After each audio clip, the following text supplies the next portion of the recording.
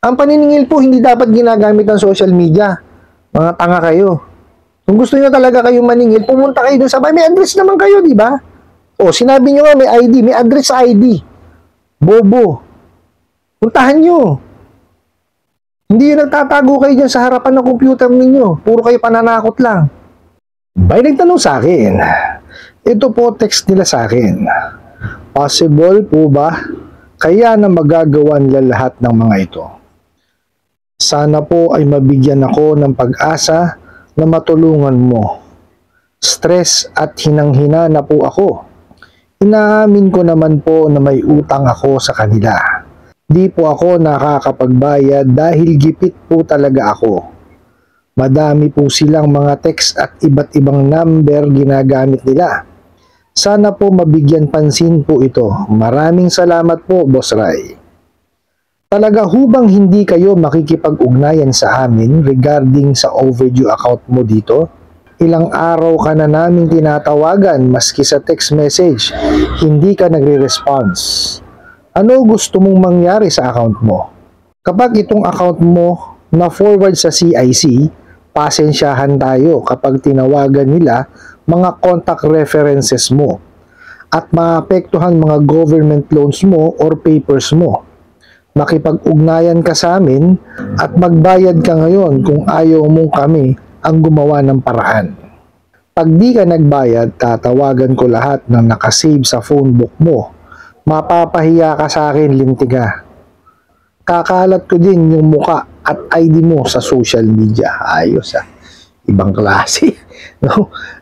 Ayos ho itong pinadala sa inyo. No? Pero bago ho natin sasagutin, bitahan ko muna sana kayo na pakisuportahan po sana ang aking mga social media accounts sa YouTube, Facebook, and TikTok. Okay, bago ko ho sagutin itong katanungan po ninyo, magpapasalamat lamang po sana ako sa inyo pong walang sawang suporta po na ginawa sa akin dahil po meron na ho tayong 15K subscriber sa YouTube channel ko po. Tapos po sa TikTok is I think mga nasa 81,000 na po, 81K na po tayo. Tapos po sa Facebook at meron na po tayong 3,000. Maraming salamat po at nakakataba ho talaga ng puso kasi hindi ko naman ho talaga totoo, hindi ko talaga ini-expect na mag-grow ho ng ganitong kalaki itong aking channel sa YouTube, sa Facebook, tsaka sa TikTok. Kasi ang aking hangarin lang ho talaga is kahit pa paano po is makapag-share po ng aking kaalaman tungkol sa mga batas at memorandum na nakakasakop ko sa pagpapautang at kahit pa paano po may dyan yung nararamdamang anxiety, depression, tsaka emotional stress po ng mga kababayan natin na naabuso po itong mga abusadong online lending apps. At sana lang po magpatuloy po na kumalat yung mga video na ginagawa po natin para po ma-reach din yung iba pa na mga naabuso po para kahit papaano sila rin po is mapanood at kahit papaano matulungan po natin magagawa lang po natin yan sa inyo pong tulong. So sagutin po natin itong pinadala niyo pong katanungan. Okay, sabi niyo po tawag dito na-stress na kayo, tsaka hinang-hina na po, Una nyo hong gawin, pakalmahin nyo yung sarili po ninyo. Kasi po, pag pinairal po ninyo yung pag-iisip ng hindi maayos, kumbaga, lang kayo, malulugmok lang kayo, magkakaroon lang kayo ng anxiety, tsaka depression, which is napakahirap pong sakit niyan. Okay? Pinakamaganda ho niyan, sumana po kayo ng kaibigan o kaanak na makakausap po ninyo para maihingahan nyo yung inyong hinanain sa kanila. Okay? Tapos, huwag nyo lang pagpapansinin yung mga mensahe nila kasi yan puro pananakot lamang po. Patutunayan ko sa inyo kung bakit pananakot lang yung mga mensahe po nila. Okay, sabi nga nila dito, talaga hubang hindi makikipag-ugnayan, okay, regarding dun daw sa overdue nyo dun sa account po ninyo. Ito ilang araw ka nang tinatawagan maski sa text hindi raw nagre-response. Okay, ang ron kasi sila ang gumawa niyan. Unang-una, kung hindi ho kayo niyan hinaras. Hindi ho kayo nilapastangan yung mga bugok na yan at di kayo pinahiya nung sa simula pa lang, no, nung past due ninyo. Or let's say, doon pa nga lang sa sa dapat na yung tawag dito, yung pagbibigay ng reminder. Dapat yun, hindi kayo hinaharas ng mga yun eh. Tingnan nyo, 1 day or 2 days prior the due date or bago dumating yung due date ninyo, no, nangaharas na yung mga bugok na yan. Lalo pagka nalaman na na hindi kayo makakabayad sa takdang oras, naku po, kung sino-sino na ho ang tatawagan yung mga yan, gagamitin na against you yung mga ninakaw nila na mga information or mga tawag dito, yung mga nasa phone book po ninyo. Loko-loko yung mga yan.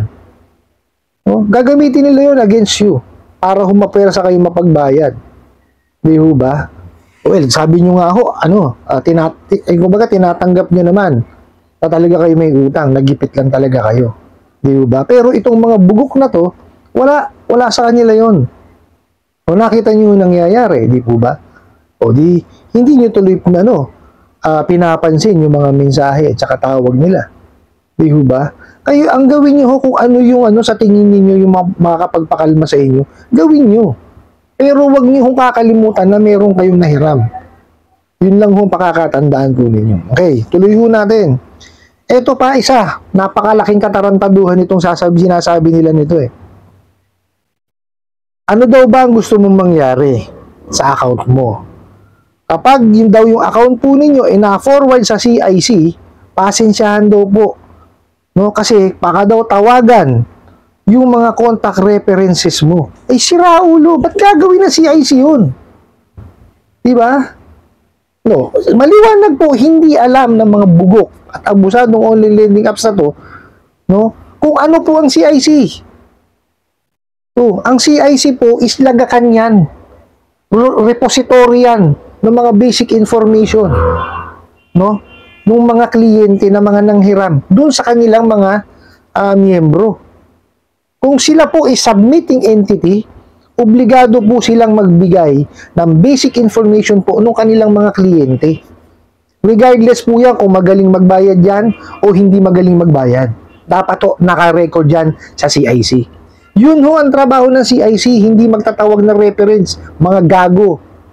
Puro kayo sira ulo. So, di maliwanag, wala kayong alam-alam sa CIC. Di ba? Eh, hindi nga kayo yata yan eh. Submitting entity o accessing entity man lang eh. Di ba?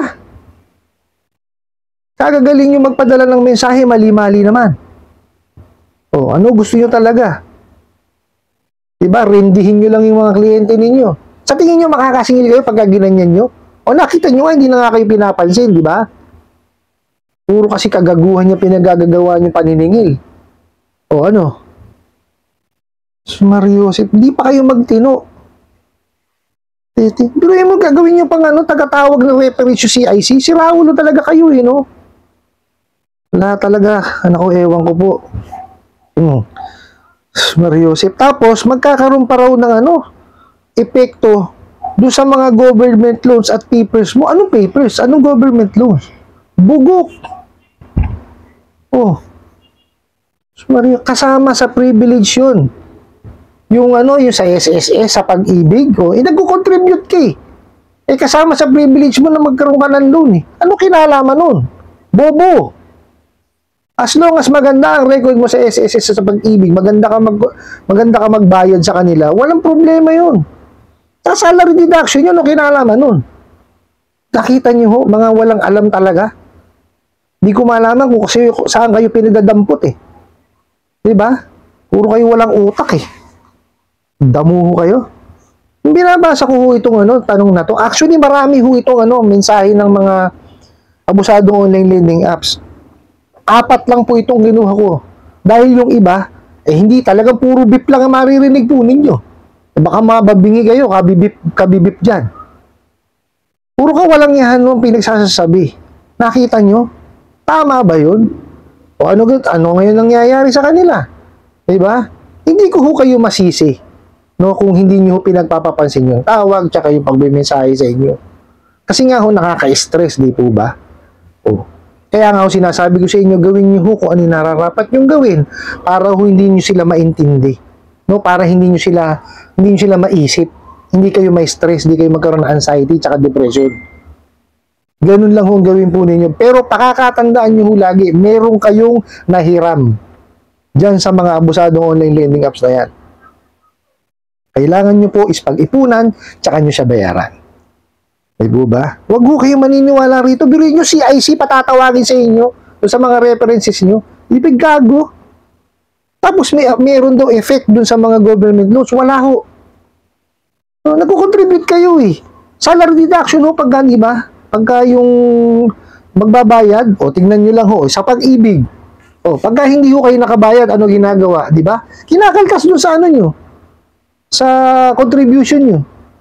Oh, tapos sa SSS naman, pagka nag-overdue kayo dyan sa mga yan, pagka sa susunod na ano, inaano naman, binabawas naman, o di kaya meron silang ano, yung condonation.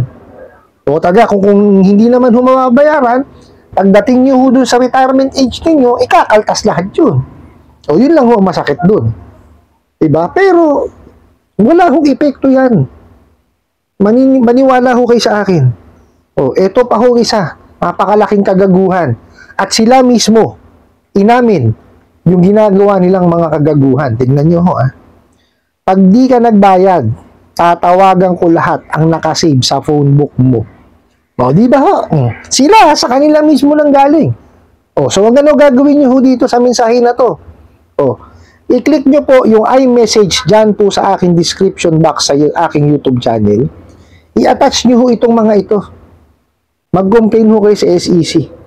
Kung makakapag-complain kayo sa PNP tsaka sa ano sa NBI, gawin niyo po. No? O mga walang yan eh. Nakita niyo sila na sa kanila na ho nang galing, di po ba? Mas mainam to kung alam niyo kung anong ola to eh. O madidiin talaga sila rito. O tapos mapapahiya ka sa akin, lintig ka. Kakalat ko yung muka at ID mo sa social media. Paano ka nagkaroon ng mukha? Bugok. O, di ba? Ito mga abusadong online lending apps. Picture po, mga bobo, yung mukha. O. Tsaka, nakita niyo mga ginagawang kalokohan. Yung pong ID ninyo, no? Ang purpose niyan, kaya nyo isidamit sa kanila, is for credit investigation purposes. For verification purposes. Bakit kailangan ipanlaban sa inyo? Bakit kailangan i-post sa social media? Ang paniningil po, hindi dapat ginagamit ng social media.